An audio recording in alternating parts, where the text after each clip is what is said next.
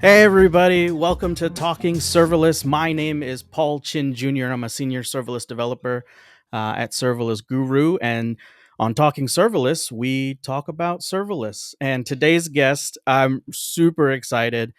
He's basically known as like the father of serverless. He brought Lambdas out and I've seen him actually destroy servers on stage. It's a lot of fun. And so I'm really excited to welcome Tim Wagner to the podcast. He's currently got this cool blockchain serverless company that we're going to be talking about. We're also going to try to talk about how it all evolved over time and lots more great insights. So, Tim, I'm going to throw it over to you. Why don't you go ahead and kind of just quickly introduce yourselves for like the two people that don't know who you are for on this podcast, and kind of where you're at right now with Vendia. Yeah, of course. And Paul, great seeing you again. It's been a little while for us, so glad to be on the show and excited to be talking with you and your audience here today. So just super quick about my background. Spent a long time at AWS, which is going to kind of form a lot of what we're chatting about here today. On the serverless front.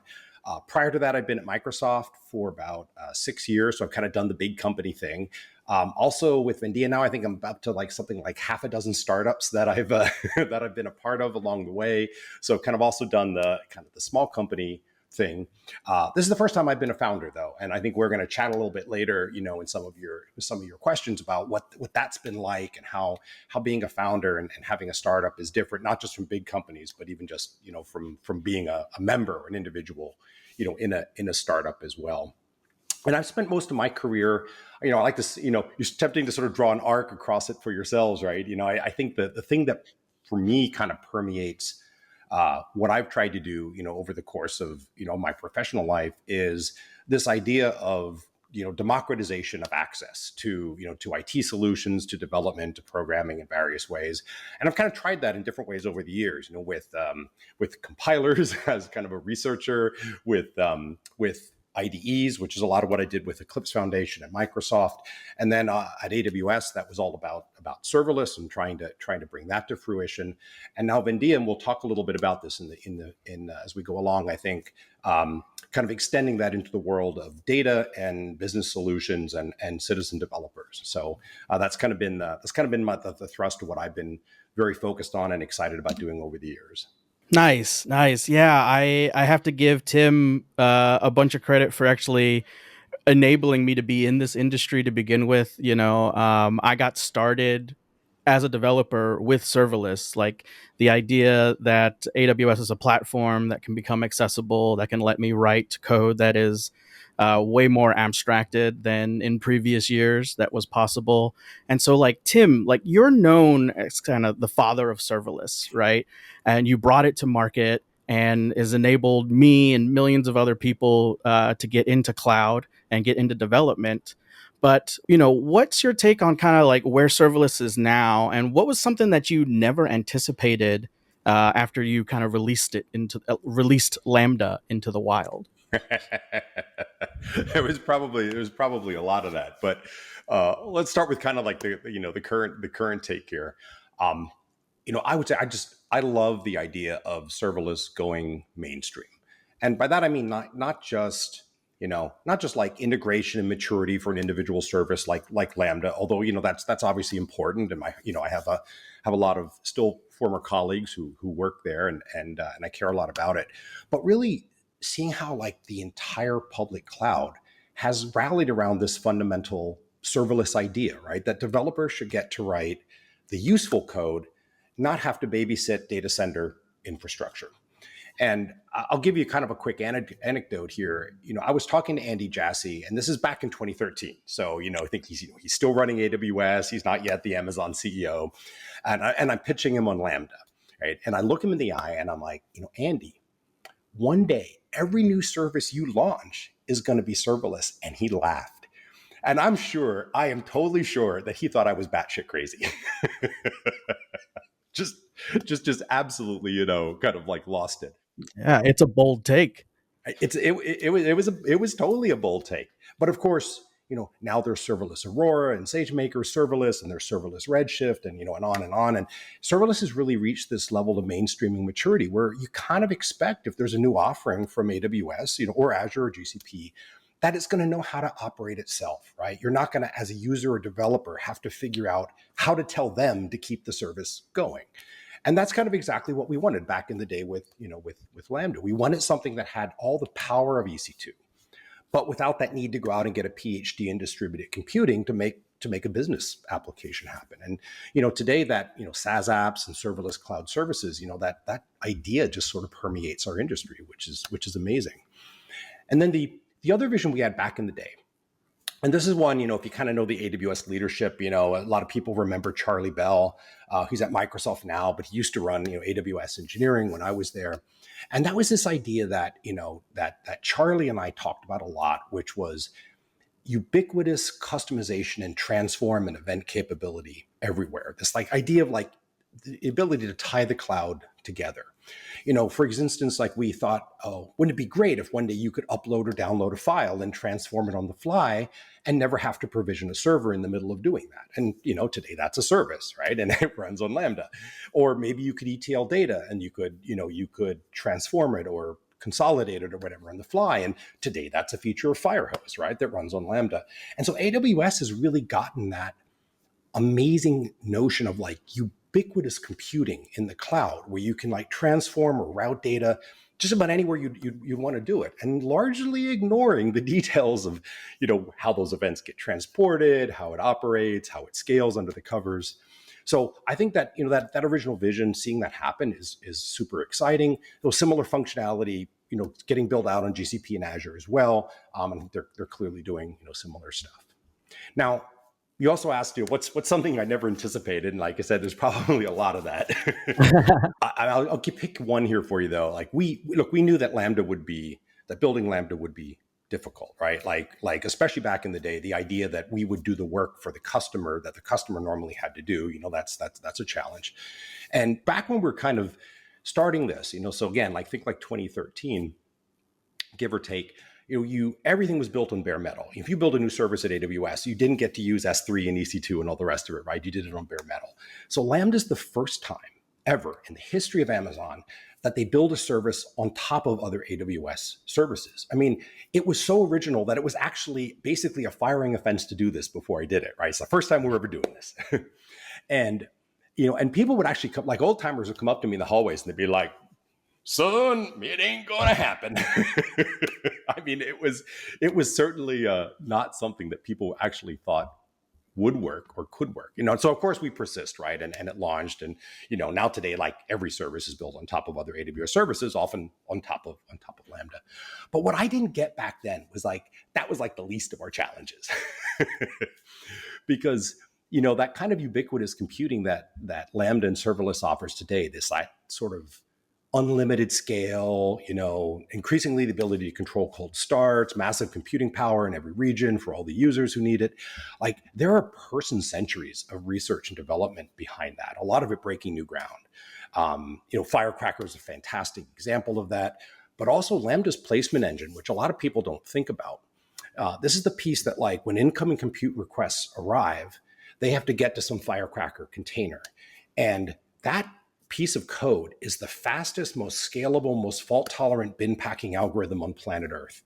It propagates millions of invocation requests every second at less than a millisecond each to figure out where they need to go, doing multidimensional bin packing across this fleet, right, of millions of millions, maybe these days tens of millions of containers. And that's astonishing, right? Building that thing and even knowing to build that thing. And those challenges aren't over, right? The teams behind that are still breaking new ground. You wouldn't believe how many patents there are for Lambda and other serverless related technologies around scale up and scale out.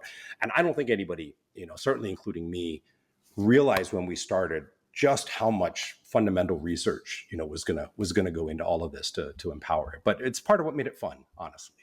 Yeah. I do often step back and think, okay, if I had to implement Lambda, what would that even take, right? Cuz now I know it exists. I can try to think through it. And Part of the discussion that I have with people when they start to learn about serverless is like, hey, Amazon has to have this entire control plane to handle all these requests before it even becomes executed. Like there is this huge layer of complexity that it has to handle. And in a recent talk I just gave at our local AWS group, I talked about AWS without AWS and sort of these newer abstractions and startups and companies like Vercel and Begin and Netlify that use Lambda and offer it, as a managed service on top of their own platform. And I posit that we are now just cloud programmers. It's not like I'm a JavaScript guy anymore. I'm just a node person because I'm having to use multiple languages and because the cloud gives me multiple runtimes and the environment is just a configuration swap out. Like I don't want Node, I want Python, and now that Lambda can run it. And the whole cloud to me just becomes programmable. It's like a fantasy console in a lot of ways, right? And for me, I thought the big distinction was infrastructure as code and how that has evolved and allowed an abstraction layer to become solidified on its own, so that you could have another provider like Vercel offer edge functions on top of their React stack, and it's just a Lambda, and they're doing it for you. So I guess now that it's been a decade, what remains as a gap? Like what kind of things do you want to see serverless still do that it hasn't done yet? It's a great question because some of these really cool things, obviously we've gotten there now, and people are, they're mature and people are using them for what they were, for what they're intended. But there's still so much room to go here, and I think it's important to realize like this is like it's not a done deal yet. There's still a lot more there. And one of the things I've talked about in the past and written about a little bit is this thing I call kind of like lean apps. And it's sort of this extension of this idea of serverless apps, right? So, you can use serverless as like an event hook between things, right? You can hook it up into what's otherwise a, kind of a server-based application. And lots of people do exactly that. In fact, probably most of what actual Lambda usage, is in service of these more of, somewhat conventional applications that happen to use some microservices along the way. But you can also build an application entirely, completely, 100% from out of serverless pieces. Your compute runs in a Lambda, let's say, right, or an Azure function or a Google function. Maybe your data lives in DynamoDB and you're using a managed API service and so forth. And in fact, we did exactly that at Vendia, right? Like, you build a whole company like that. But what if, we use this term all the time, business logic, like, and it's sort of a figure of speech. But like, imagine if business logic were the way the world actually worked. So like, what if you just never ever had to write code that was related to, scaling or fault tolerance or component integration or network errors? Like, not in the happy path, not in the sad path, just not freaking ever. And imagine how much more fun that would be to be a developer in that world. And, we're like halfway there. All these so-called serverless services exist for sure. I mean, so many of them on AWS, right? It's getting hard to keep count. But, I'm probably one of the most passionate advocates for serverless architectures anywhere. And even I have to say that building a really lean app is still not there yet in many ways. For example, like, you can't get a Lambda function today, off the rack, so to speak, that just seamlessly works in two regions and never goes down, right? But if you're a bank, right? If you're Bank of America, if you're, a credit card company, like, unfortunately, that's the only kind of infrastructure that matters to you. Today you can't stream data in real time to a Lambda function, or a GCP or Azure function either, for that matter. And yet, that's a simple, basic capability that almost every server-based application in the world relies on, right? And it's a bit of a missing gap there if you really want high performance. So, for all the amazing scaling work that's happened over the years, networking performance is still weaker than memory or compute for a lot of these serverless, compute services. So, I would say the reality is that building an entirely 100% totally serverless application today, even though we did it at Vendia, it's still harder today than doing that with servers. Even granting that you're going to have to go babysit the infrastructure for the latter. But I'm still super hopeful we're going to get there, because all those capabilities make sense, incrementally, and cloud vendors keep closing those gaps, right? So we're going to get there, and applications are going to move there, but that I think that is still going to take time, right? That's not a next month thing. That's not a next year thing, right? That's like the next 10 years thing. I do fantasize about going regionless. Like I don't ever have to worry about a region again because with client conversations, it's AWS has a really awesome uptime. I mean, if I think about the last 4 years, I've had to deal with a US East one or two being down once or twice, I think, where like it basically takes out a whole region, and then people are scrambling. Oh, how do we go multi-region? And then it becomes a much more difficult conversation about all of the ins and outs of doing everything in multiple regions. And that's when I think, oh man, one day I'll just be like, no regions. Everything's just regionless. Everything's just fully global.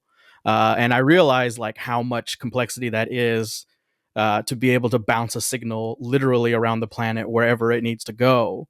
Um, but I think we will get there. When will we be able to look back at Lambda and think that that is quaint, like it's old, quaint technology? When we had met in 2019 for the first time at a serverless conf, and I gave a talk on WebSockets, the serverless WebSockets, because I thought that was so cool. You talked about, how do we stream data on this serverless compute, and then they introduced this WebSocket API for it, and it's a little complex. You got to be able to handle the connections one by one. But at that time, you were really pushing what could a networked Lambda do? What could you do with this compute layer that is parallelizable with the real time streaming? And so then that kind of brings me to, Vendia and now, and, all of your experience with these new technologies.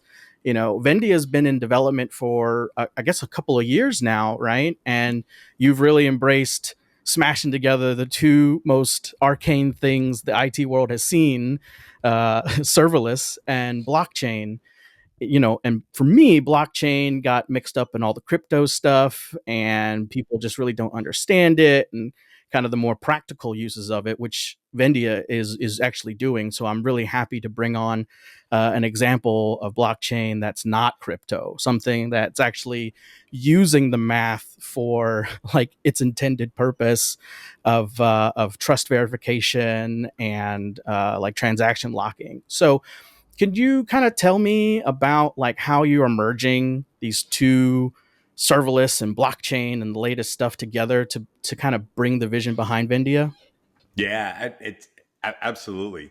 Um, and I want to come back to the technology side of your question there, but I think actually maybe for your audience it'd be helpful to actually like motivate this first. So maybe we talk about like a real world use case. So so later this afternoon, it's morning for me here on the West Coast. Later this afternoon, I'm going to go walk to my local coffee shop in San Francisco, Sight Glass, and I'll probably tap my phone to pay for one of their incredibly well-made cappuccinos. Hopefully, I won't also buy one of their like carb-laden muffins, because they're like tasty, but maybe not, the best for me. We'll see how my willpower does. But let's say like I was looking at those muffins and then they actually rung me up for one, right? So now they've got to like cancel that charge and then go ring it up again for the cappuccino. So, that's all simple enough standing there in the cafe. But think about what's going on under the hood there. We have this complex distributed transaction now, right? Involving my phone and Google Pay and my credit card company and the loyalty service handling my points and my bank and the cafe owner and the point of sale manufacturer and the service provider. And not just those companies, but all their auditors and federal regulators and so on and so forth. And it's not just data, right? It's compute. Like my credit card gives me 3x points for restaurant purchases, and then I have to pay interest if there's a balance at the end of the month. And it's not just this one API call, right? This entire group of transactions, the original one, the mistaken one, the compensating reversal, the corrected transaction, you got to kind of keep them all together to correctly determine my final balance, the interest calculations, and all the rest of that.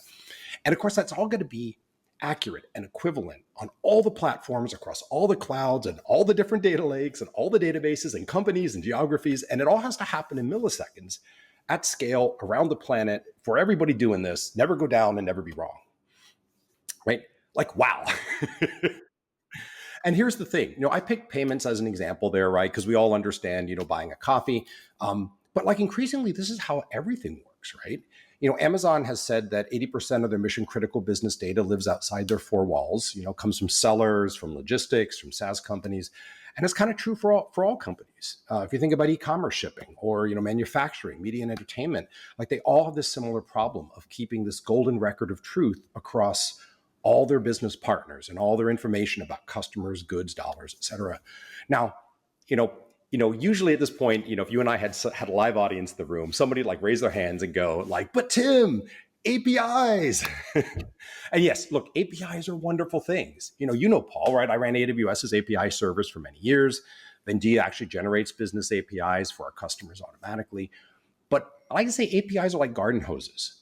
They'll carry clean water, but they'll also carry dirty water, and they're just as happy, and they don't know the difference. And so building these increasingly distributed and also, frankly, increasingly regulated and privacy protected business relationships, you've got to go past that notion of fire, pray, forget, right? Coming up with solutions that really can guarantee that companies have trustworthy ways to agree on the same data with the same values, in real time. Even across all those different technology stacks. And where machines, not people, can make sure that all of that stays true. So now you can start to see the parallels here, right? This idea of machines babysitting themselves, right? Not people babysitting the, the process. So putting serverless and blockchains together is a response to this in a couple of ways. First, existing blockchains are kind of like 1980s style technology, right? They rely on vertical scaling of a single machine.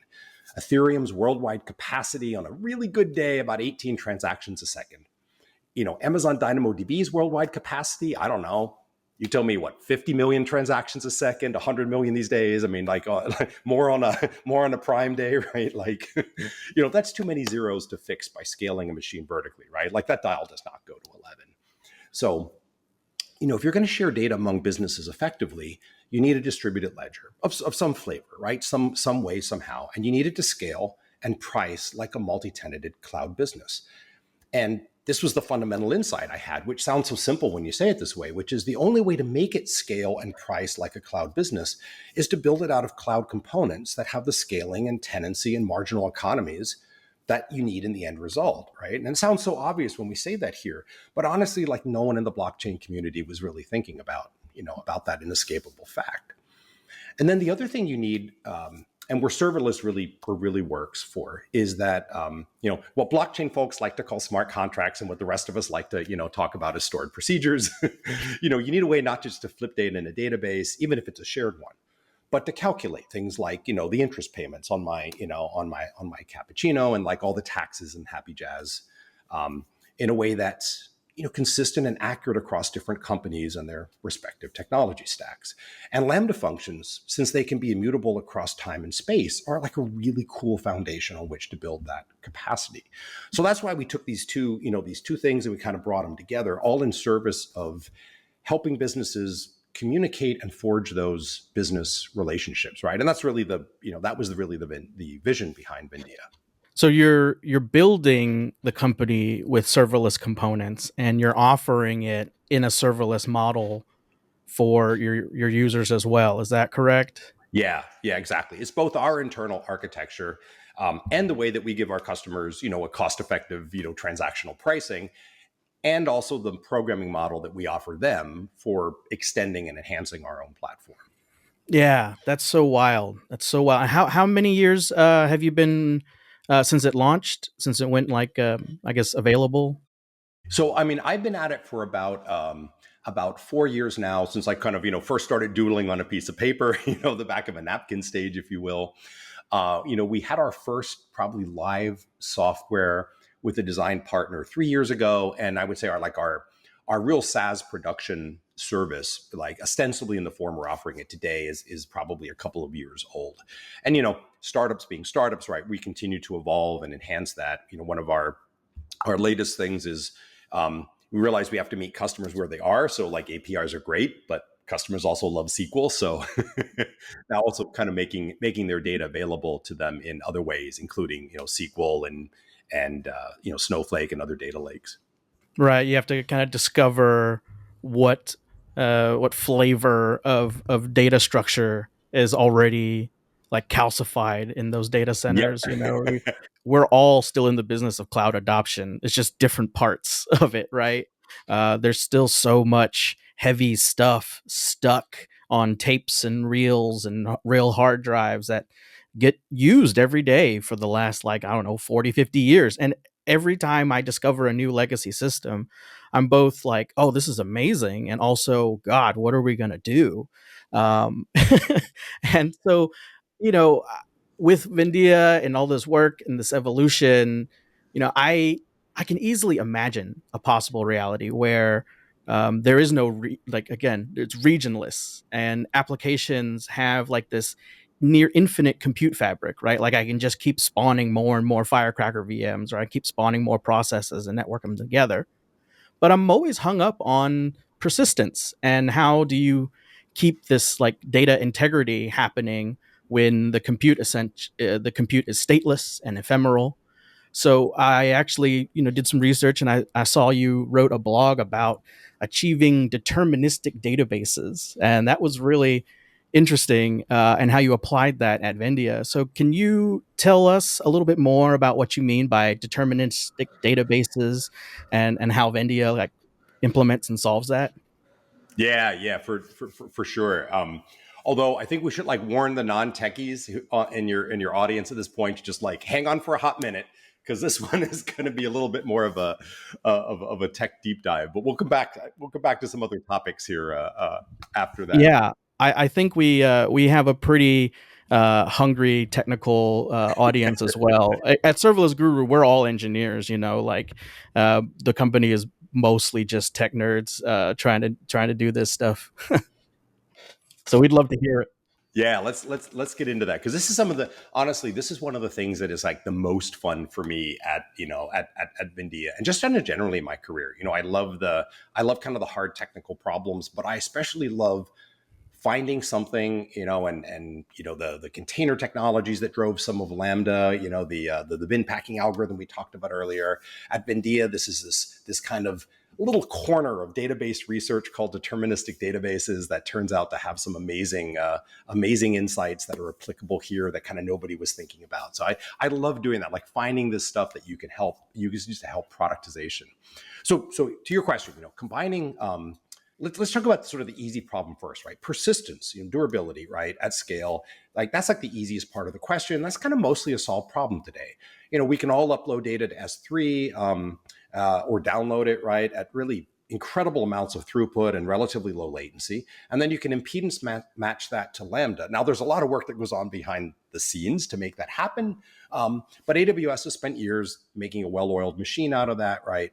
And then you could do something similar with row-oriented data. So you can take DynamoDB, turn on event reporting, hook it up to a Lambda. And those scenarios kind of work in part because they're on a single cloud and a single account in a single region, right? So you can delegate that integration between compute and storage kind of back into the cloud provider's back end and operational systems. But what you can't do is create consistency the same way. So Paul, let's say like, you and I are trying to share some data, right? We're two companies, two businesses. Maybe, you're supplying me with some goods. So we have to agree on the inventory, right? That's flowing back and forth between us. But you're on Azure, I'm on AWS. You're running, an Oracle database. Maybe I've got a cloud database, or maybe even a NoSQL database. You're on the West Coast, I'm on the East Coast, or the other way around. Like, so all of a sudden, right, this desire to share information, across our accounts, kind of across our tech stacks, but still with serializable, semantics in real time, we're basically royally screwed, right? Because there's nothing in AWS or Google or Azure that's just going to work for that, right? There's no magical switch you can flip on DynamoDB that says, oh, and make it work in Azure too, or on a different account in a different region for a different company with a different, payment mechanism and so forth like that. Like there's just nothing there. And yet that's kind of the major requirement for every company on the planet these days, right? Sharing data that's accurate, complete, and up to date in a continuous stream without errors or inconsistencies. So, by the way, this is essentially the pitch to my seed investors. So, if you're wondering, kind of like, Right. I'm taking notes now. yeah, like exactly how we talked about this back in the day. So that's the bad news. Here's some good news.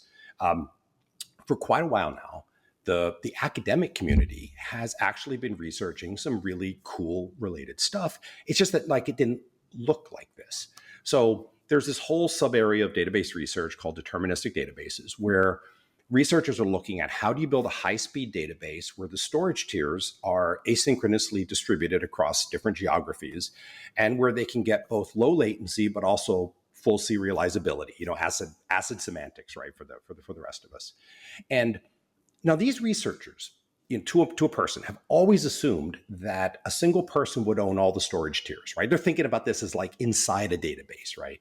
But that's not actually required by the research. In fact, you can imagine those backend storage servers now as like cloud storage systems owned by different people, right? Now you can see we're getting a little closer to this like distributed ledger concept all of a sudden. So what you do have to give up is open-ended transactions. You can't say like begin transaction, do anything I feel like, and then abort or commit at the end of it. But think back to my little example buying the muffin. If you have an API payload, you have the data payload, which means you've met that deterministic data requirement, right? You know what the transaction is coming in. You have all the pieces of it, so to speak. So that's why Vendia selected this deterministic databases as like our technical foundation for distributed ledger technology, because it actually is a really, really good, theoretical model for how to go build that. Now, you got to go invent a whole ton of stuff on top of this, right? If you just go pick one of these papers, it's not going to tell you how do you make it a blockchain, how do you add privacy features, how do you do GDPR data erasure, which by the way is crazy hard. How to build it serverlessly, like we were discussing. So you're not going to find any of that, but you do get a nice rich vein of research that's been going on for over a decade into building these types of systems that can be highly serializable, low latency, and still very geographically dispersed. So, if people want to go learn more about this, go to your browser, Google Slog, that's SLOG, deterministic database, and you'll pull up this really interesting paper on geospatially optimized, low latency, deterministic databases. That's like a great source of learning, for me, for Vendia. And then, we've kind of reimagined that in the vein of blockchains and distributed ledgers. So if you want to learn more about kind of what we do, how we do it, as you mentioned, like you can go check out our blog at vendia.com. One of the things we'd love to talk about is, this kind of research project. I guess once a transaction is put in flight, the deterministic database model is able to sort of optimistically handle the different types of transactions that are coming through it. Is that the idea? Yeah. The deterministic database folks talk about like essentially there's this immutable tape that goes from the front end system, right? The API call or whatever it is coming in the front door, and it routes to all those different storage units on the back end.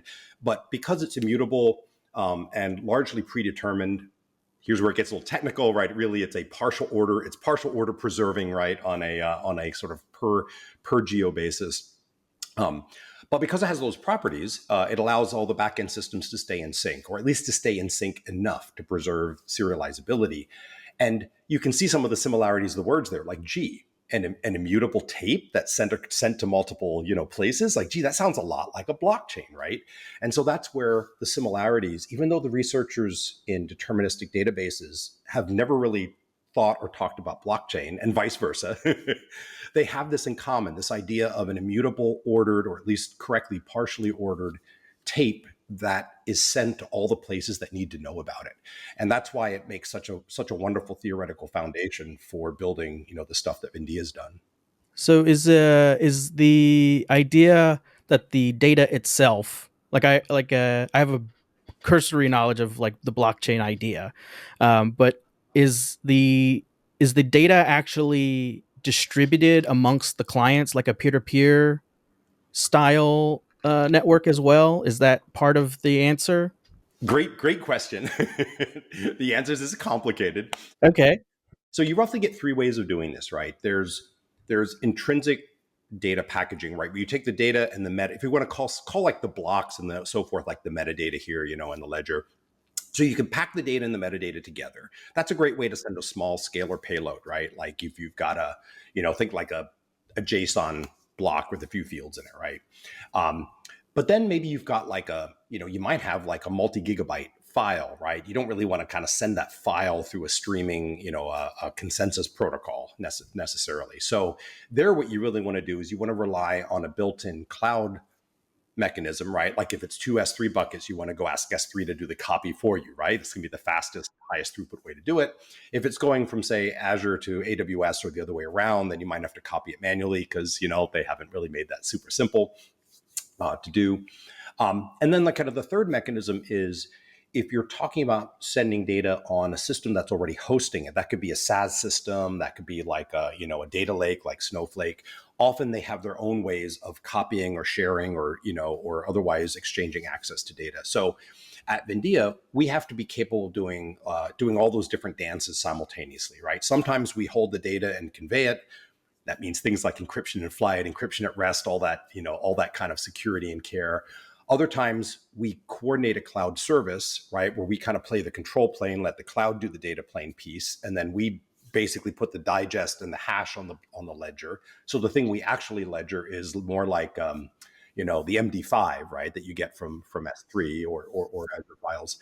And then that third case, think of it as like us coordinating either a SaaS system or say like something like Snowflake to do the share. And then again, we're recording the action of who did what to whom under what circumstances as the thing we're going to go place on the blockchain. So it's a little bit multidimensional in that case. But when you talk about real world businesses and their business data, you have to be able to live in all those different regimes, right, in order to cover the bases. Wow, yeah, that's uh that's a lot of messy stuff to get through to try to come up with a unified model. I could see easily it being uh, quite a job, quite a task. So that's pretty cool that you're using the research and applying it, solving real business use cases, and taking on the absolute mess that is connecting disparate data into a single like ledger, right? Like it is. That's very cool. So, I, you know, you had mentioned that this is your first startup that you've been running, and you have such a really cool career of doing things at Microsoft and working with IDEs, and then going to Coinbase and helping building everything at AWS, and then Coinbase, and now you've built your own startup. So I guess what kind of leadership strategies have you discovered going from AWS to now Vendia and building teams, but more specifically building teams with such a radically new tool, like radically new technology? What are some insights and learnings that you've had and built up? Yeah, so maybe we could talk about a little bit about the like what translates and maybe more interestingly doesn't translate from kind of big company culture, and then a little bit about the how do you like staff for innovation and novelty, because they're both hard questions. Um, on like the carryover part, I would say like there's some stuff that translates immediately. I mean, I'm so glad that I've been at places like Amazon and Microsoft, because they teach you these critical business skills. If you look at Amazon's leadership principles, for example, customer obsession, right? Like being maniacally driven to serve customers well. At Vendia, we have a leadership principle we call trust. Like customers have to be able to trust us with their data, trust us to be a great partner in their business solutions, trust us to innovate on security and privacy, deliver results, right? I mean, that's true at Amazon or at Microsoft, but it's even more true in some ways at a startup. You can't waste people time or money at a startup. That's a death knell. So everything you do at every level of that org every day has to be in service of staying alive and growing your business. But maybe what's more interesting here is like what stuff that doesn't really, it's very different, right? Or doesn't really translate well. And I'll give you a few examples of what I mean by that. So like first is delegation. When I've had teams of hundreds of people working for me. And I've also been the lone wolf, sitting in a cafe all by myself, doing or typing the code in and doing everything, and then all the stages in between. And it's one thing to kind of realize that yourself, as part of being a startup founder, but you also have to be prepared to help your leaders through that same challenge, right? Because it's not uncommon to bring somebody on board from a large company, and they've just always had someone to give certain kinds of work to, and now they're doing it, right? All of a sudden. And then also the reverse, where you bring maybe somebody on board from a startup experience, but then as they're learning to grow and they have to scale themselves in a way that maybe they haven't ever done before. Um, the other, another one here is what I would call like premature scaling, right? We talk all the time on the technical side, right, about premature optimization, and that totally applies to organizations as well. Think about like if you're at AWS and you're going to go launch a service, you right off the bat, like you can have 1 million people use it. So you need tremendous scaling power, tremendous resilience to load fluctuations, insanely good monitoring dashboards, around the clock, around the planet operators, on and on and on. But like as a startup, maybe you launch it and one person starts using it. So you can't optimize prematurely, right, for that kind of scale up and scale out.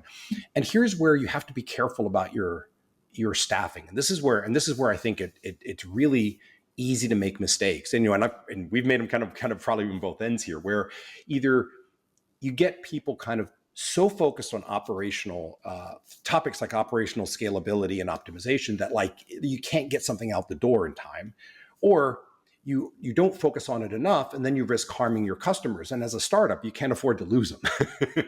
So finding that happy balance and working with your engineering team and your leadership team to figure out like how does everyone down to like the individual IC help balance that knife's edge at a startup, right? Between really caring for your customers and doing right by them, but also keeping the company agile and moving along, right? Because if you don't do that, you can't sit around for 6, 8, 6, 9, 12 months, right? You can't wait for the next reinvent to launch, right? Like that's not an option in a startup. So that just works kind of differently.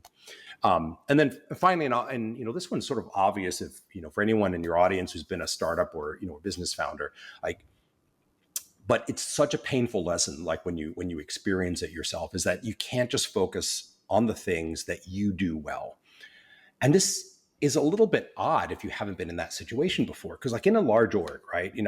I got hired into Microsoft and I got hired into AWS because I'd been successful at similar jobs in the past, right? And so I went there to do jobs that were kind of like what I'd done before.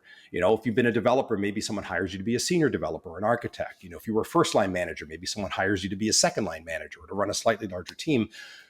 But when you're like a startup founder, or really any member of a startup's executive team, like you have to force yourself to do the things you aren't any good at. In fact, you probably have to spend more time on them because you're not good at them or you've never done them before.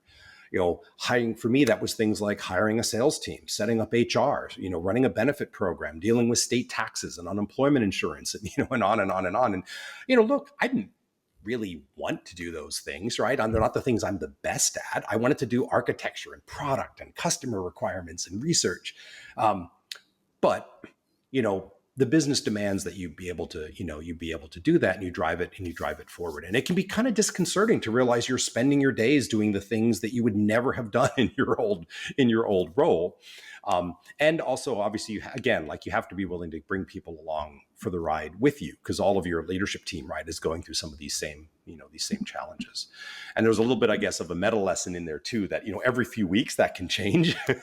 So you also have to be willing to stop and ask, every couple, 3 weeks of like, hey, what does the business need me to be now? Because that answer keeps changing. So, it's just some of the ways in that I think the startup and especially the founder or kind of CEO experience, right, feels fundamentally different from the kinds of stuff you do at, say at like an AWS or Microsoft.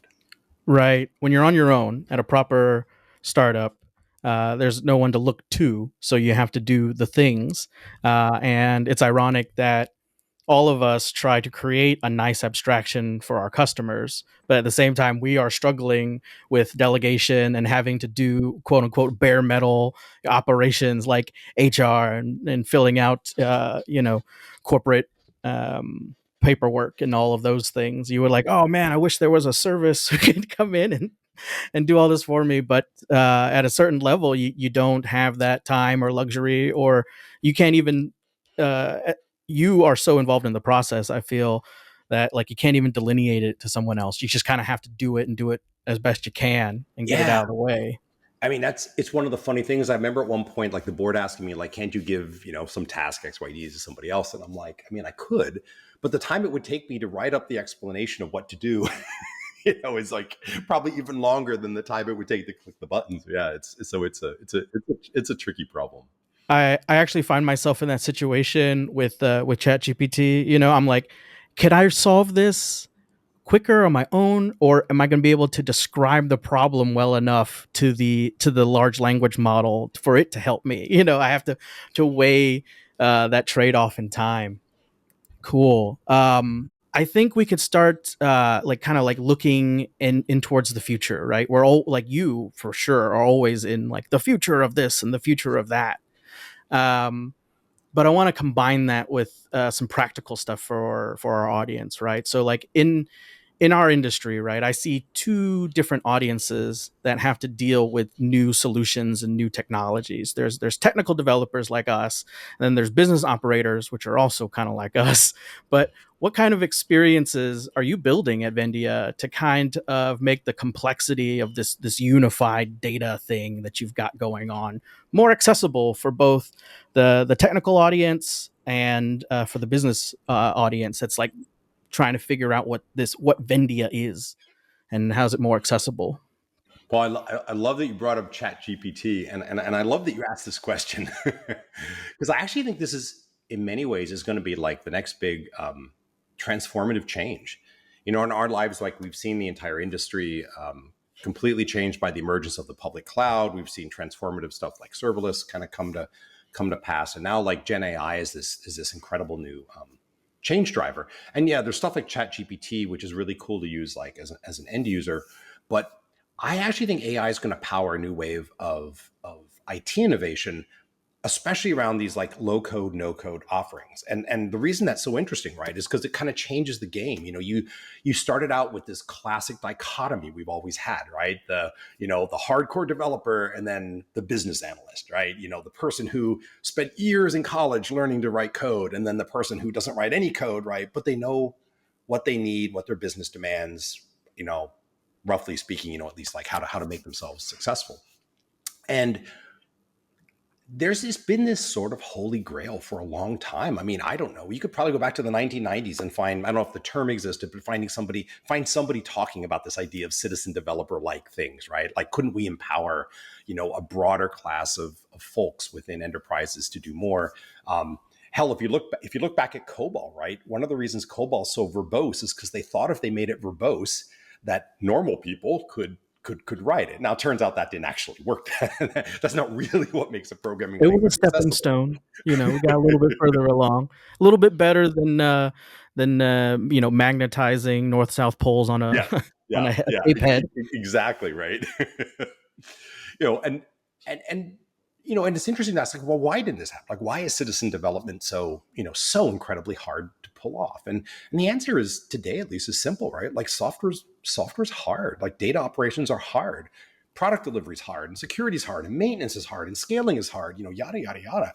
Like, just sticking a drag and drop authoring UI on top of any of that stuff is not going to somehow magically make it, tractable, right? And we kind of all know that, whatever it is, right? Workflows, or web apps, or even Lambdas. But what does make those tasks tractable? A Gen AI trained on millions of similar projects, trained on all of Stack Overflow, trained on billions of real application code error traces and real programming languages. And suddenly, a business analyst who thinks Rust is something that makes a car look bad can now go create a business application that's secure and performant and privacy preserving and SOC 2 compliant as like a developer with an Ivy League computer science degree and 10 years of experience, right? Because so much of that training can get encapsulated in a machine language, algorithm that co-pilots our business analysts. So, I'm not predicting here, the death of corporate developers or data operators, to be clear. I actually think it's good news for them too, because then they get to go work on, the harder, more interesting problems that frankly they've probably always wanted to focus on, right? And leave a lot of that routine production, maintenance, incremental updates of like the business apps to the people who actually use those apps and really care about them and nurture them and want them. It's sort of like the ultimate shadow IT, right? Pushed out to the very very edges and powered by AI. Now, to make that vision possible, you need a couple of things, right? You need the Gen AI and the ML stuff, right? That the kind of the world is quickly producing today. But you do need one other ingredient too, and that's data. Data not just from like one company, like or one geo or one cloud, but data from like all the businesses and all the places that need to collaborate together, upstream suppliers and manufacturers, logistics, outsourced SaaS, all that stuff. So data from both operational and analytics, data that you can trust, right? Data that's secure and complete and correct despite its distributed origins. And that's where Vendia slots into this, right? Creating those distributed business databases across the companies, clouds, and geographies in order to power both the learning side of that equation, but then also the resulting business applications themselves. So I'm super excited about this future world we're all racing towards. And it's been fun, even though we didn't think of AI when we first started this company. To be in a position where we can actually have a role in helping some of that is incredibly gratifying. Yeah, it's always going to keep changing. I know that. And I don't actually worry about, being replaced because the machine is only going to do what we tell it to. The machine is only going to know as much as we can give it. The machine is not motivated on its own. And I still fully believe in human motivations, human creativity, and all the things that we come up with just in our brain, this wonderful organ that's inside of our heads.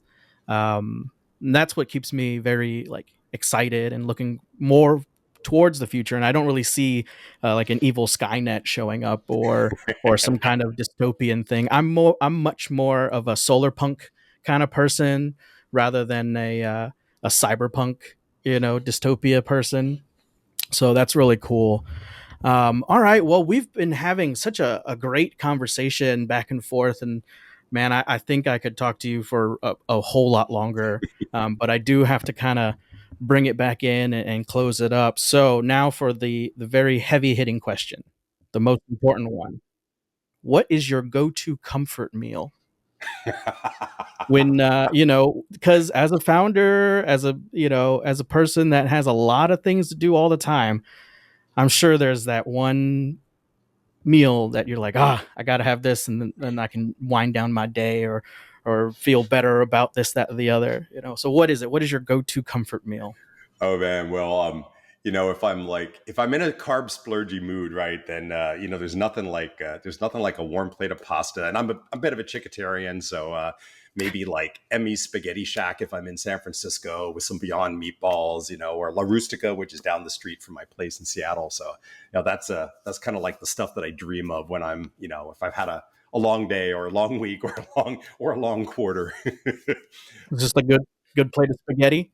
Yeah, yeah. Now if I'm being healthy, which is kind of more of the time, then my go-to dinner is more like a rotisserie chicken. So Yeah, I think I was more leaning into the non-healthy, the thing that's really satisfying, the thing that drives you to your core, like when you like that scene in Ratatouille when he eats it and all the memories flood back into his. flood back in, and you're sitting there like at the table doing the little like dance, like, oh Yes. my god, it's so good. Yes. Yeah, that would be more like the plate of pasta.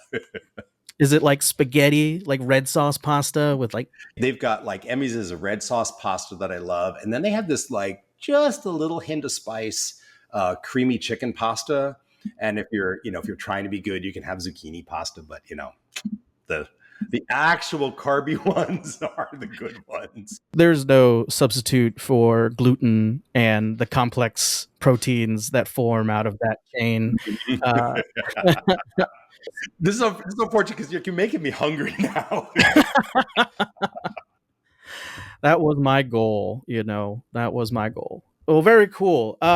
We've been able to talk about serverless, where it came from, where it's going. The blockchain, how you're able to fold it all in.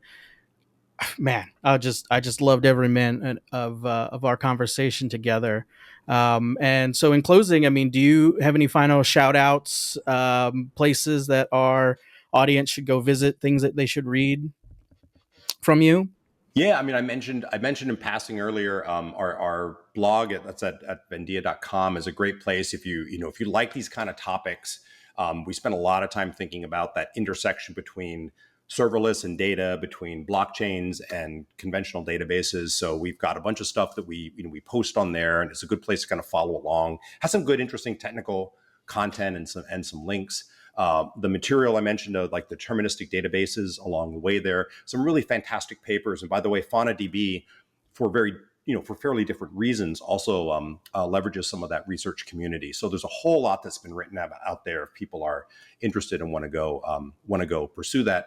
And then some of these ideas of like low code, no code, and how generative AI, like that's like really new stuff coming up. But stay tuned. Like I think we're going to be talking some more and thinking some more collectively about that, and really looking forward to it.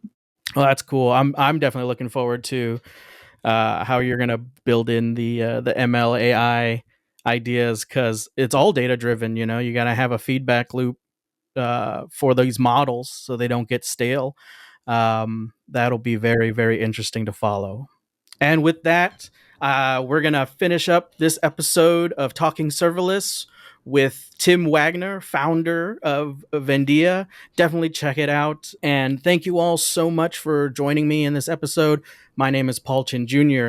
Be sure to leave a like, smash the subscribe button, leave a comment. Don't leave a comment. Tell us you hate us. Tell us you love us. All of those interactions make the algorithm go around even better. So thanks. And yeah, we'll talk serverless next time. Cheers, everybody.